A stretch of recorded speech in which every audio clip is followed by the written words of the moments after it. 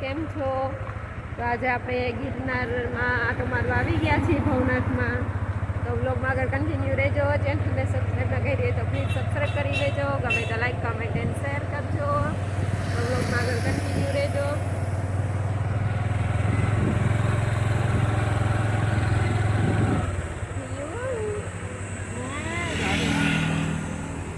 ધોધ પડે.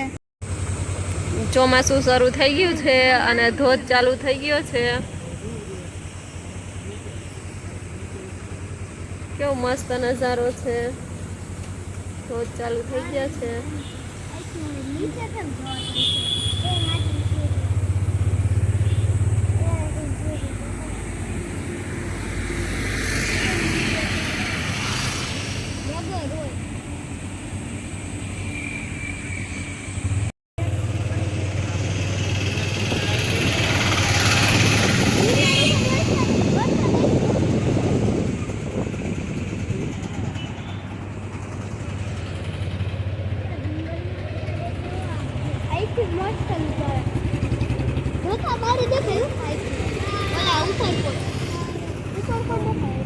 આમ થોડી કાગળ લઈ દેખાય.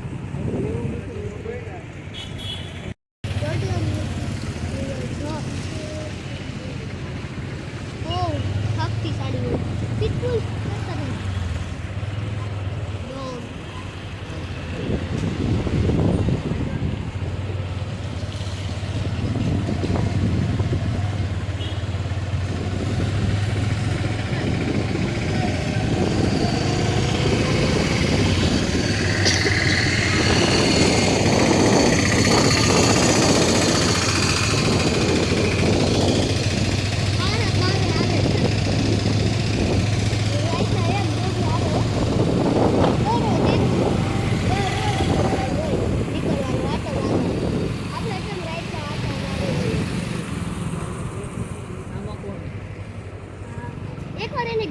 દામુકુંડ આપણે પહોંચી ગયા છીએ. બધા જાત્રા કરીને છેલ્લે દામુકુંડ ના આવે તો જ જાત્રા સફળ થાય એવી માન્યતા છે.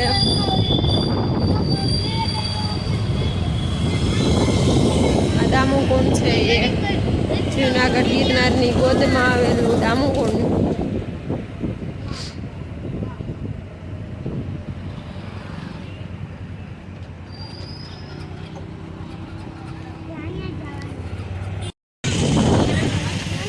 દામુકુંડ છે જે લોકોએ ના જોયું હોય એ જોઈ લેજો. અહીંયા નાવા આવે છે લોકો.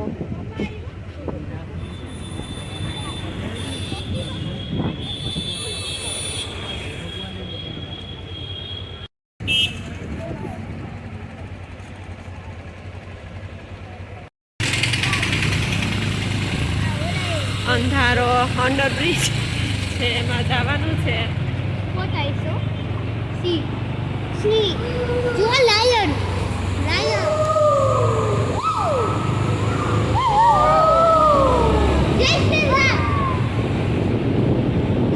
ગિરનારમાં તો જો વાદળા નીચે આવી ગયો. પાછળમાં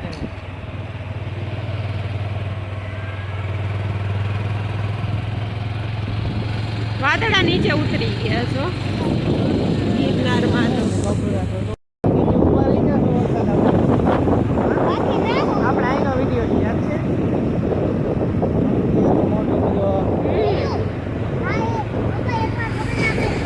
સામે ડુંગર જેવું લાગતું નથી, વાદળા નીચે ઉતરી ગયા છે. આજે આટલી પબ્લિક છે. રવિવારે તો આ બધું ફૂલ હોય, ભરચક હોય, મેળો પણ છે.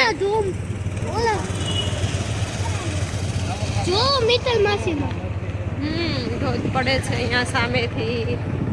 વિડીયોમાં નથી આવતું, દૂર છે. બાળકો માટે મેળો પણ છે.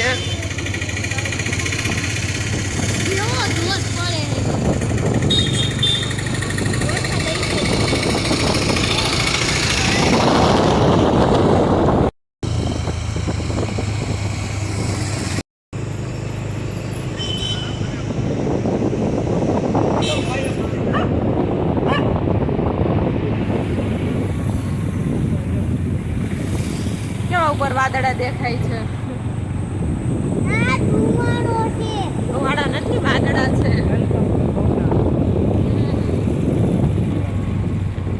નથી ધોધ કેવો પડે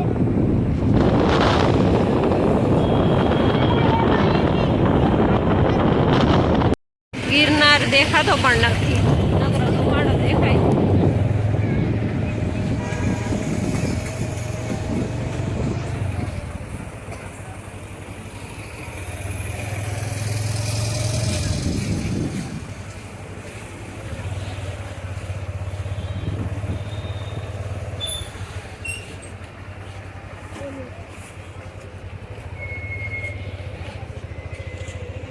ભવનાથ મંદિર. આ ગિરનાર ચડવાનો મેઇન ગેટ છે, એન્ટ્રી અહીંયાથી છે. આયા તો એવું અહીંયાથી ગિરનાર ચડવાની શરૂઆત. એટલે વાડી આ મેઇન ગેટ છે, વાડી અહીંથી ગિરનાર ચડી શકાય.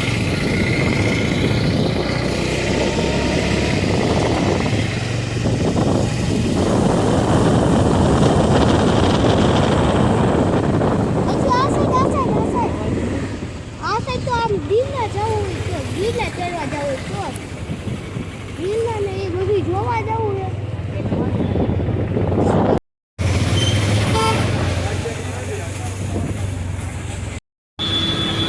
કાંઈ નહીં.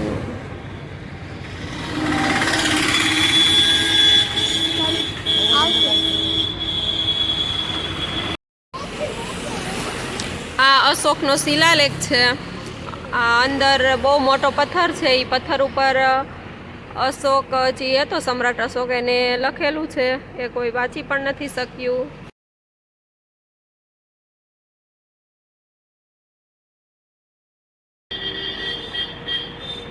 અશોકનો શિલાલેખ.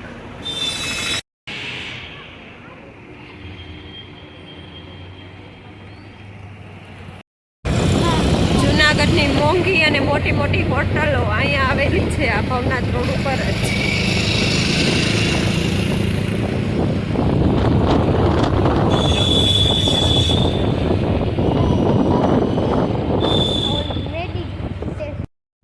તો અહીંયા આપણે આપણો વ્લોગ એન્ડ કરીએ છીએ. ચેનલને સબસ્ક્રાઈબ ન કરી હોય તો પ્લીઝ સબસ્ક્રાઈબ કરી લેજો. ગમે તો લાઈક, કમેન્ટ એન્ડ શેર કરજો. Bye bye.